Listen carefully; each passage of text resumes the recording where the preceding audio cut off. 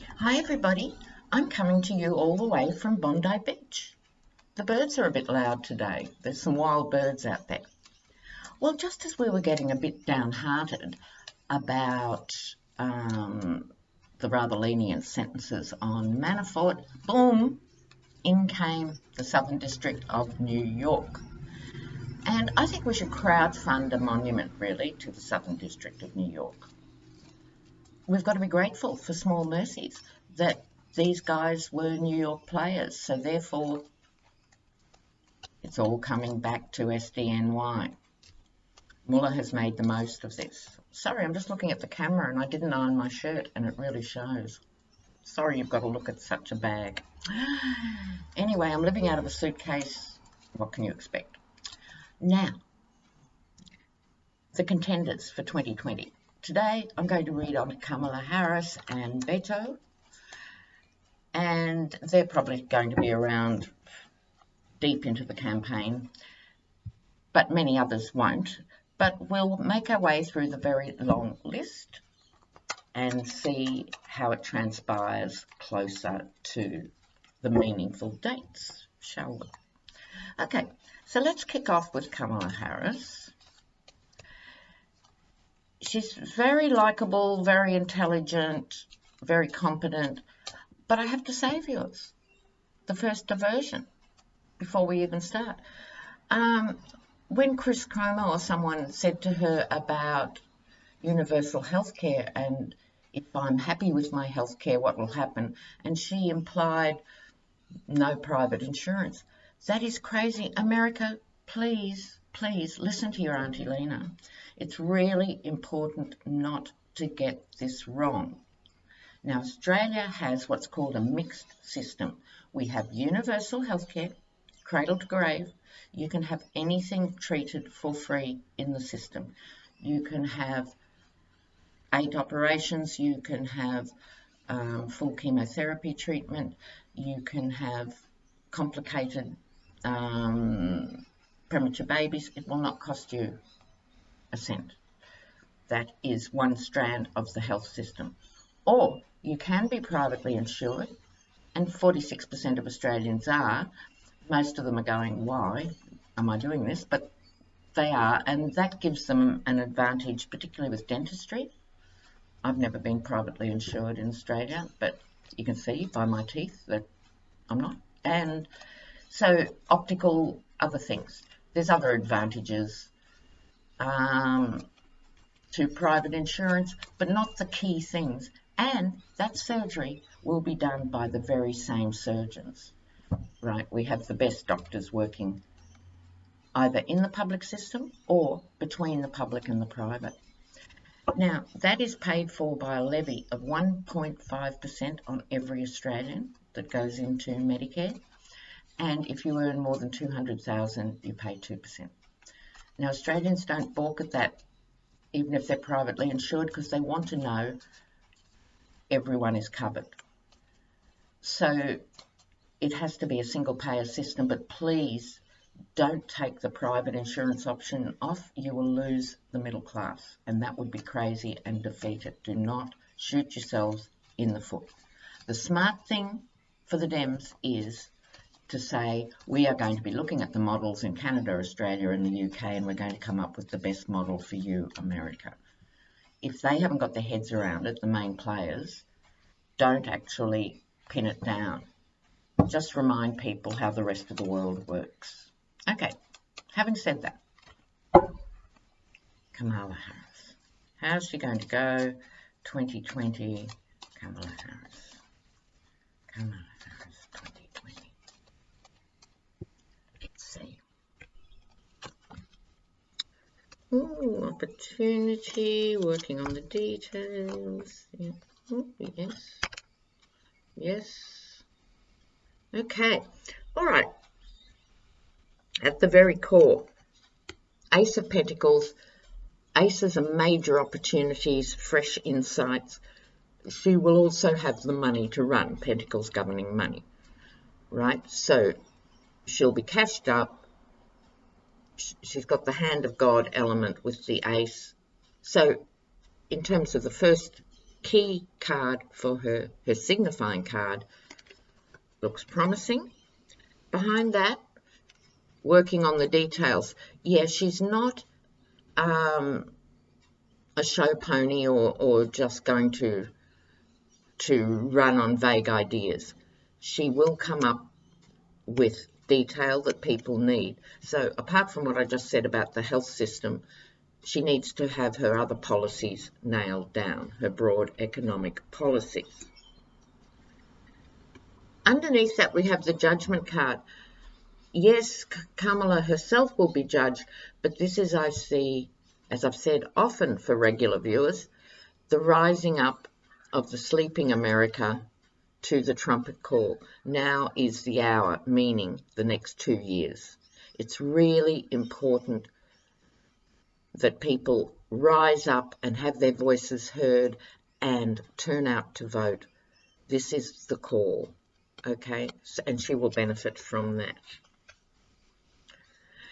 So, overarching her reading, the Four of Swords, the card of retreat, but also the puzzle. So, in a sense, she's got a long road ahead. She's been a professional woman working really hard for years, but it's like she needs to. I'm not sure if she is doing this or she needs to do this. She needs to pull back for a while and regroup. If anyone knows Kamala Harris and wants to send her the link to this, Kamala, have a lie down, love. So she needs to go back and think, not just go from where she is on and on and on to 2020. It could lead to burnout. She must have a retreat and a think, and to think about the deep enigmas and puzzles of going for, presumably she's going for the actual presidency, but we'll see how that pans out. Then, short-term outcome, the Knight of Wands. So, this is a well-trained knight. This is someone who's not afraid of battle, who enjoys the battle, but there's a push-pull element, and I always refer to the Knight of Wands as the cautious knight. So she needs to proceed with caution. So that's the general tone for her. Right, so let's see now. How does she see herself in this role as a candidate? How does she see herself? Yep, she thinks she can nail the women's vote, and she's probably right. Okay. What's acting across that? Queen of Pentacles, the older woman. That could be the Pelosi card. I'm not sure Pelosi is a Harris fan. Does anyone know the answer to that? Would Nancy Pelosi be thrilled that Kamala Harris is running, or not especially? My feeling is not especially, because she thinks she has got a good chance, but it's two strong women in a very small space. So there's a bit of an issue with Nancy there. The environment, King of Swords, Mullah. So justice, and she is a justice person. So Mullah has turned up here. I think it's right next to this Judgment of America card. She and all the Dem candidates actually are going to benefit from what is going to be revealed week by week, month by month. There's no doubt about that. Short-term outcome, the Lover's card. People like her. People like her, and despite what I just said about Nancy, the party like her. So I don't think Nancy would stand in her way. She's just a bit more reserved than some of the other players might be. So further out, oh, she gets the star. She gets the star. How nice. Okay, so she has a really good chance. But my intuitive feel, I'll just pull one more Prez or Vice Prez here. Prez or Vice Prez. Yeah, up for grabs. When I ask President or Vice Prez, my intuitive feel, as well as my commentators feel from watching things, I think she's got a really good chance of being the vice president. I'll keep reading on this as time goes on, but personally, I've not felt the burning call that she's going to be the first woman president, that she gets that main slot. But the Dems are in a tricky position now with who they can and can't put up. They can't obviously put 2 old men up and so forth. So there's going to be a mixed bag.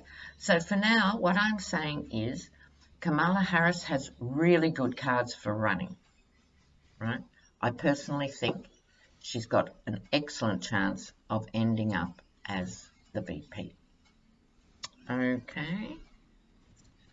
All right. So now, Precious Beto. Those of us who have been communicating extensively in the comments section, Beto is not perfect, as we know, and he's dealing with a very difficult state. And I think this is what the Dems have to deal with overall too. You're getting these new Dems through in quite reactionary conservative states. So their message is going to be very different from Ocasio-Cortez or some of the others who are in deep blue states, right? So just to get a change there, they're going to have to swallow some things that wouldn't be palatable in probably California or Massachusetts, right? That's just how it is. It's a big country and it's complex. But let's have a look at Beto. He's made the call. 2020. Beto. Tell me about Beto. Okay. I'm going to do the mini Celtic cross I just did with Kamala Harris. He gets the lovers too. Same story, viewers. People like him, and I would go as far as to say many in the party like him. We must remember, in something like the Republican Party or the Democratic Party, no one's going to like everybody. But he has general popularity going for him. He gets the star in his slightly past position, like he's made his star happen against the odds. He is the most famous loser of an election we've all seen in a while, right? So, Tower on top. I'll tell you what I think about that in a second. So, yeah, this was his claim to fame. He earned his stripes. Here's the Knight of Cups. He brought an opportunity for young Texans and for thinking, caring Texans and people who hadn't voted before and a lot of marginalised groups. He represented their emotional world. So he did that beautifully. That's the Knight of Cups, representing them emotionally. So, on top of the Tower, I think because he's got the star and he also gets Temperance here too, really nice cards. And I would point out 3, 4. He gets 4. I've only drawn 5 cards and he gets 4 major arcana first off, meaning powerhouse, regardless of what. Now, it would be tempting to say, oh, well, pity that, it's all over, crash and burn. I don't think so. I think this is the Tower in the sense that of what he is capable of doing. He is capable of bringing the Tower down. I see that as a very positive thing. And I stress again, not just because I like Beto, I'm twisting the interpretation. I'm not. I'm reading it in light of the star, the lovers, Temperance. So to suddenly get the Tower in its most negative incarnation would not make sense. So I think he's the challenge to the Tower. So what does he bring to the table? Temperance. Funny old-fashioned temperance. It's balance. It's harmony. And this is why people like him. I'm not sure what his astrological sign is, but it's very balanced. And so this is keeping things in balance, keeping an even keel. So lots of good things there. I'm just going to do a reshuffle before we look at what's he thinking himself about his candidature. What does it mean for Beto himself? How does he see it? Beto and his candidature. right. Okay, and what's across that? All right, so he gets the hanging on card, the Four of Pentacles. So he doesn't strike me as a miserly man or watching his money. So it's not that literal thing of his money. I think it is more that he will come up with policies that are very conservative politically about money. Almost a balance the budget type. Not quite, but I think people will be a bit surprised at some of his policies as time goes on and it tips into next year if he's still around. There's definitely a holding on, right? So some funny conservative financial ideas in there. Okay, now across that he has the Justice card. So he is driven by justice and social justice, right? It's above the Temperance card, which is talking about his more personal ideas of justice. I don't see this as a, major court case involving Beto or anything like that, like it can be that with this sort of card. It's not that. That's his personal drive. Okay, the environment, King of Cups. He's maturing. See, he had the Knight of Cups here, and he's got the King of Cups there. That could be his father who helped form his values. It could be the biological father, or it could be him in a more mature aspect, which is what I'm leaning towards. Further out, Ace of Cups, like Kamala Harris, he gets the hand of God. This is a whole row of cups. Emotion, he taps into people's emotion. Right. I'll do one more. How will this translate in 2020? Will he get there? We'll see. Will he get there? Will he get there? He's going to give it a good crack, and he's fighting from the top of the hill. He has to fend off the opposition and the attackers, as they all do, but he's up for it. He's up for it. So that's definitely saying you cannot rule out Beto at all. I think he'll be one who'll make those next few rounds in our lives that we'll see. So amazing, talented and good and motivated people are just coming out in droves. You can sense it. There is the old guard GOP now, and not just traditional Dems. Those days of middle of the road, in bed with corporate America too, Dems are numbered. They are so numbered. So it's going to be that or this brave new world. Love that. I'll be with you as soon as I can. Oh, don't go. Don't go. Take your hand off the mouse. I almost forgot. I did a past life reading for KIRSTEN LANGSTON on Third Eye Champagne, and I'm going to put the link for that reading on this video. It was in real life, it was really long, so she had to edit it because how I do past life readings takes a long time, and so it's edited. So I think it gets quite juicy about halfway through. So I hope you enjoy it. Please use that link, and ta-ta for now.